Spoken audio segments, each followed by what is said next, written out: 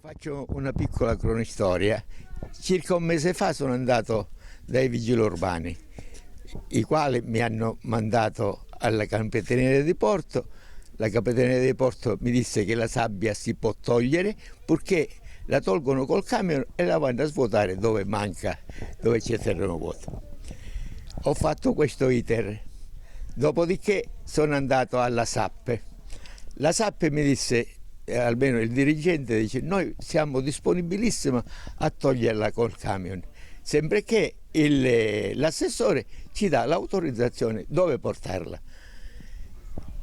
Ci siamo recati all'assessorato, abbiamo parlato direttamente con l'assessore, il quale gentilmente ci ha accolto, tutte queste cose, però ci disse che c'è il grosso problema che la sabbia sono impossibilitata a toglierla, non so il perché.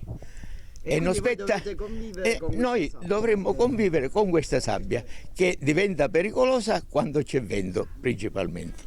Non solo questo, ma i marciapiedi, come lei vede, non esistono perché la sabbia addossata ai muri crea umidità, come si vede.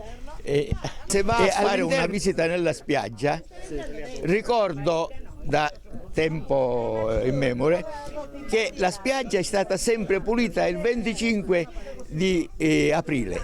Ora siamo a quasi luglio e la spiaggia è allo stato naturale. Non è stata pulita di niente. Per niente, per niente. Ma vi sentite voi cittadini che abitate qui a Cammarano? Ma io credo che, certo, abbandonati, non trascurati. Ci vergogniamo a fare venire persone, ci vergogniamo a invitare ospiti, parenti, perché insomma non è, scusate, almeno io personalmente mi vergogno a fare venire persone, ospiti a casa mia, perché mi dicono in quale zona abitate? Abitate con gli animali, non con le persone, perché effettivamente siamo abbandonati.